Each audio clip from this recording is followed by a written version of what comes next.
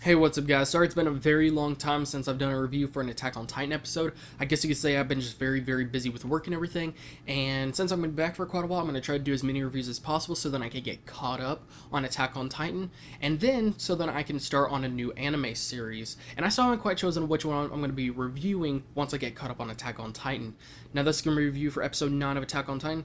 Now, this episode starts out with something that kind of felt like a flashback, sort of, just because it was mostly stuff that we've already seen before. The main difference is that we saw some more details, and something ended up, I guess you could say, coming true that I pretty much predicted. And that was that, the young guy on the horse, known as the Corporal, or Levi Corporal, and he was on the horse, and it looks like he is going to be a primary focus in the story.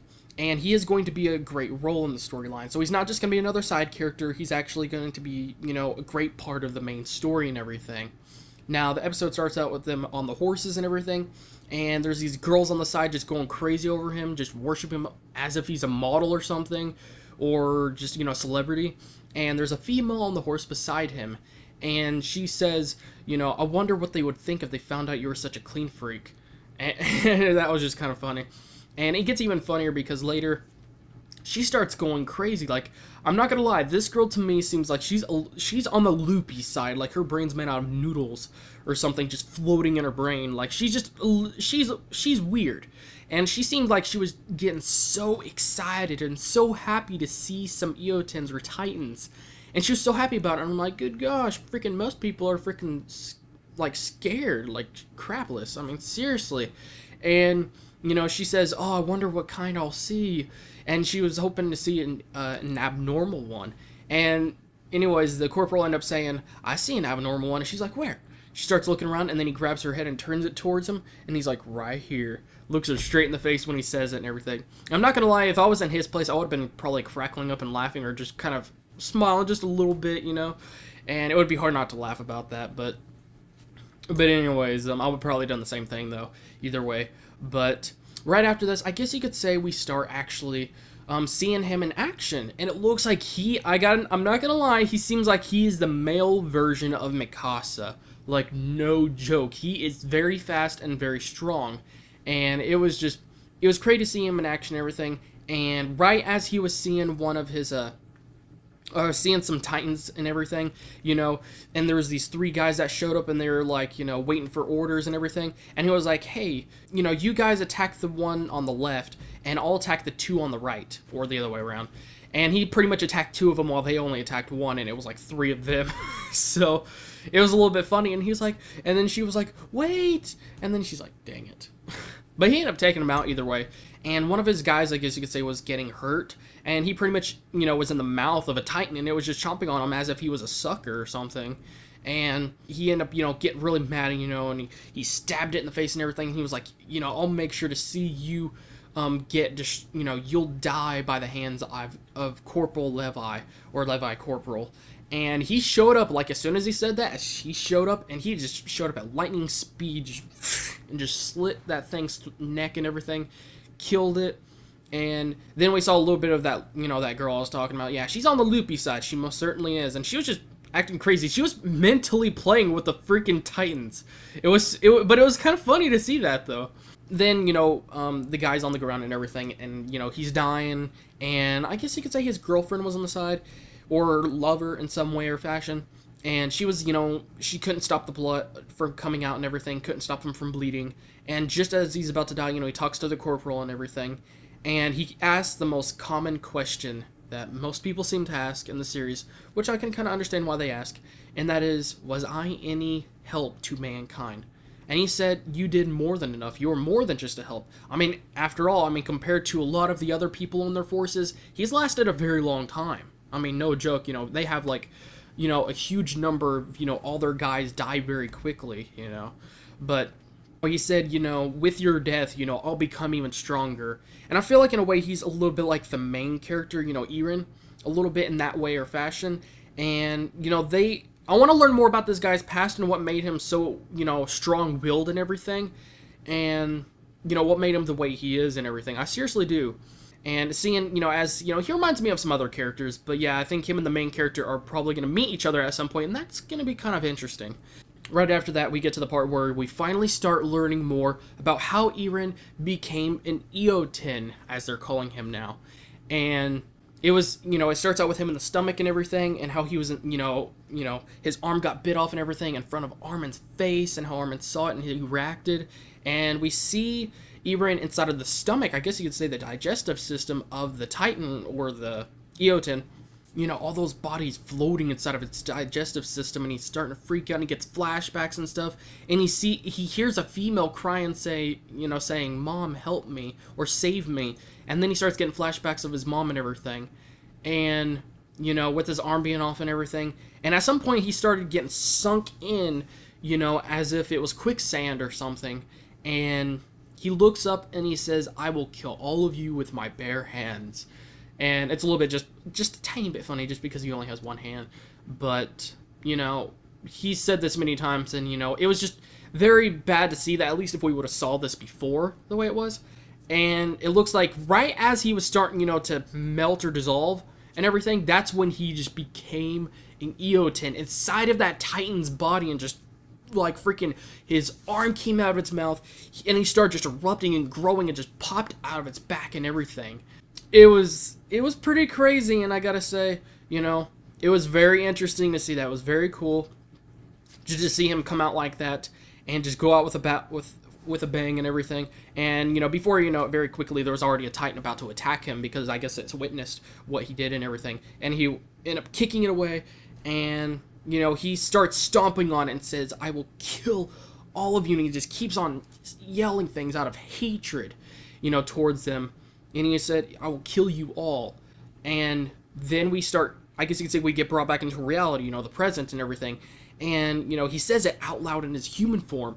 And it looks like he was having memories and daydreaming kind of. And he finally, we see him in front of everybody's faces and everything. And, there's all these people around him. And they all have swords, and, they're looking at him so weird. And he's like, "Why are they pointing swords at us? They're made for Eotens."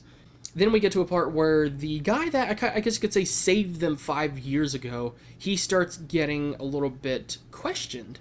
Or not questioned, but he's on the guard and everything. And one of the guys on the side, starts asking him, about those, those kids that you saved 5 years ago. Weren't they in the rear guard or rear guard? And he's like, "Yeah." And they were talking about how, it seems like they got the first attack and they got the worst of it and everything. And he said, "They're alive, because they're all three very strong in their own way, and they all have have a will to survive and everything."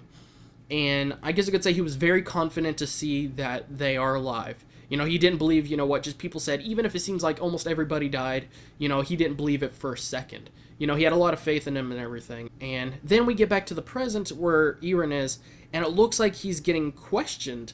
And there's this, I don't know what his position is or what his name is, but the guy that's in charge, and the guy asks him, "Are you human or are you Eoten?" And he's like, "Why are you asking me that question? Why is everyone looking at me so weirdly?" And then he shouts out, "I don't understand the question." And the guy's looking at him like, "Are you playing dumb?" And then all of a sudden, Mikasa pretty much, starts getting in front of Eren and everyone, and pretty much says that, "If you guys want, some fighting, then I will show you what I'm made of." And, Eren's like, "Don't do that." And then she's like, I will have to do whatever it takes to protect Eren. And, she is happy he's alive and everything, so I could kind of see why. And then one of the guys on the sides tells the big guy in charge, "That girl over there alone is worth 100 of our ordinary soldiers." And then he has a big, just like wide surprise look on his face and everything, like he just seen the devil or something. And just you could see the look up by Mikasa's face that she was not around. She was not, and if they tried to attack, then she was gonna attack as well. And then the guy, pretty much says, "For the last time, I'm gonna ask you a question again. Are you human or are you Eoten?" And that's when Eren says, "I'm human." And this is one of those things that kind of surprised me. And even though, he said he's human, the guy says to himself, or thinks to himself, "Too bad there's no way to see truly if someone's a demon or not." And I'm like, and the first thing that to me popped up is that, like, hold on, if that's true, then how do we know that you're not a demon? But he pretty much, there were cannons ready and everything, swords, and, he pretty much, did the symbol and everything to attack. And right, as his hand got up and everything, everyone else actually was quite surprised on the side, like, can't believe he's doing this. And right when the cannon was just about to shoot, Mikasa was grabbing Armin, or at least Eren, and just about to carry him away and everything. And Armin was, on the side over there, about to get hit and everything. And Eren starts remembering some things. Remembering things involving his dad. And how he got that key. He got that triggered that flashback of seeing that key in front of his face. And he starts remembering what happened that night, or at least a good number of it. And it looks like, his dad injected something in him to help him live and have a fighting chance, to help everybody, and give the human race a fighting chance, ultimately. And he said you may experience some memory loss, so that would explain a lot. And so we get a good idea to understand, why that happens. And he says, I want you to retake control of Wall Maria and get to that basement. And that was another thing I predicted, is that basement is going to be a very important part of how the story turns out, or how things happen. So we know that, and, he's just remembering all this stuff right as the cannon's about to launch. And he's, he gets out of Mikasa's arms, he kind of drags her and starts running towards Armin, grabs them both, has his arms wrapped around them, and then he bites himself. And the first thing that came to mind, the way he bit himself, like, on the thumb, I was like, hold on, this is Attack on Titan, not freaking Naruto. He is not just about to do a freaking summoning jutsu. Because that's pretty much how Naruto does his summoning jutsus. And I was like, just having a huge, like, what moment? I mean, it was very strange to see that, and it was very unexpected. It could have happened in so many different ways, to be honest with you.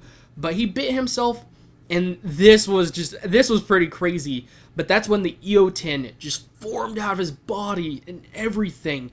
And he put his hand up to pretty much protect them from the cannon shot and everything. And there was a bunch of smoke and everything. And you could see that Mikasa and Armin were pretty much within the freaking the Eoten's body. Like, before it fully formed, it was still flesh, it didn't have the skin and everything. And they were within and around its rib cages, like inside of it. And they had such surprised look on their faces. And everybody else, like, they look like they just seen the devil or something just crazy. Like, the looks on their faces, expressions just changed so quickly. And they looked so surprised and everything. And, just seeing that happen, it was pretty crazy. I mean, it was pretty crazy to see that. And that's how the episode ends. And I'm like, oh my gosh. That was a pretty cool way to end it, but it was pretty crazy, and I want to see more. But they always make a great ending for these episodes, I'll give them that. So overall, I would give this episode a 4.3 out of 5. A little bit lower than some might give, but like I said earlier in the episode, it felt like it was a bit of a flashback a little bit in some ways, and not too much really happened realistically. Time-wise, not very much time went by, not very much happened. But things did happen and come true the way I predicted them to, and we did see, how that guy's going to be a role in the main story and everything. In that basement, we know what's happening. We know how Eren become how he was and everything. What happened with his dad, how he got that key. We learned a lot of things, and that I still think that female character is going to be kind of a funny character on the story. Her and Potato Girl, God, I did not think of this before. Her and Potato Girl need to meet. Oh, that's going to be freaking fun. But I really can't wait. So, I mean, it had a little bit of everything, had some humor and it had some seriousness. A lot of things we learned and exposed, but not too much time went by. So at least the time wasn't, like, too wasted or anything like that. So it was a pretty good episode overall. Thanks again, guys, for watching, and I'll see you guys in my next review.